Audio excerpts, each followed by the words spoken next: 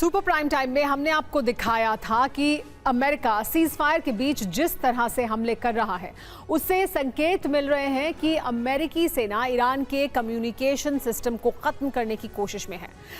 Ground control station हो या radar station, America एक बार ईरानी ठिकानों को नष्ट कर रहा है एक एक करके। अमेरिका अब हर 24 से 48 घंटे के भीतर हॉर्मुज के तटों और वहां मौजूद द्वीपों पर हमले कर रहा है। माना जा रहा है कि अमेरिका हॉर्मुज के लिए तैयार किए गए सर्विलांस, अटैक और डिफेंस सिस्टम को नष्ट कर रहा है ताकि वक्त पड़ने पर हॉर्मुज में ईरानी सेना का रिएक्शन टाइम बहुत धीमा हो। चेन ऑफ कमांड का मतलब है सेना के अलग अलग स्तर के बीच तालमेल। हॉर्मुज पर आखिरी फैसला तेहरान में होता है। तेहरान से हॉर्मुज में तैनात सैनिकों तक ऑर्डर आते हैं। अमेरिका इसी कम्युनिकेशन को बाधित करना चाहता है। अमेरिकी सेना के मुताबिक ईरान के 4 आत्मघाती ड्रोन को नष्ट किया गया। अमेरिका ने आत्मरक्षा के लिए कुछ ठिकानों पर हमला किया। रडार से हॉर्मुज की निगरानी सिस्टम को नष्ट किया गया। 3 और 4 मई की रात अमेरिका ने ईरान के द्वीपों और तटीय इलाकों पर हमले किए थे। इसके बाद 7 और 8 मई को ईरान के 3 बंदरगाहों को निशाना बनाया गया।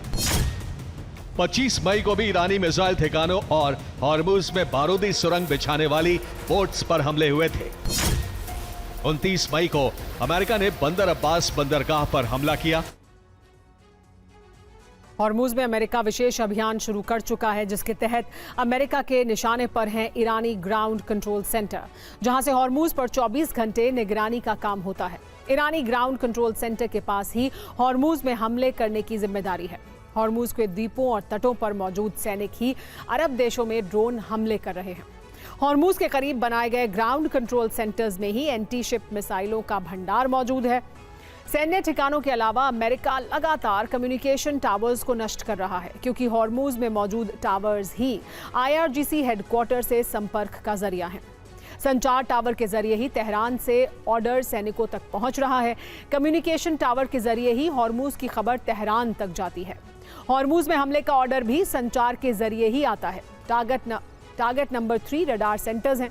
रडार के जरिए ही अमेरिकी युद्धपोत पर ईरान नजर रखता है। फारस की खाड़ी में मौजूद तेल टैंकर्स की जानकारी भी रडार से मिलती है। रडार ही किसी ड्रोन या मिसाइल का अलर्ट एयर डिफेंस को भेजता है। रडार की मदद से ही अमेरिका के कई हमले नाकाम हो जाते हैं। रिपोर्ट के मुताबिक अमेरिका नेटवर्क को समझने में AI का इस्तेमाल कर रहा है। तुर्की की मीडिया रिपोर्ट्स में दावा था कि अमेरिका साइबर कमांड और स्पेस कमांड की मदद से काम कर रहा है। AI की मदद से एयर डिफेंस रडार सिस्टम के डेटा पर स्टडी होती है। मोबाइल मिसाइल लॉन्चर्स के एक्टिवेशन टाइम को नोट किया जाता है। डिजिटल या रेडियो सिग्नल के डेटा पर भी AI की मदद से रिसर्च चल रही है। अमेरिका की नाकाबंदी का असर अब हिंद महासागर में भी देखा जा रहा है, जहां अमेरिकी नेवी ने MT डेविना नाम के तेल टैंकर पर कब्जा कर लिया। दावा है कि साल 2024 में अमेरिका ने MT डेविना टैंकर को बैन किया था। अमेरिका ने ईरान से चीन तेल सप्लाई के संदेह पर टैंकर को प्रतिबंधित लिस्ट में डाल दिया था।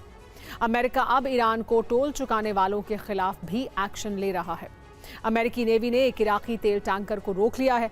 अमेरिका को शक है कि इराक के तेल टैंकर ने ईरान को टोल चुकाकर हॉर्मुज पार किया, जबकि इराक किसी तरह का टोल देने से इनकार कर रहा है।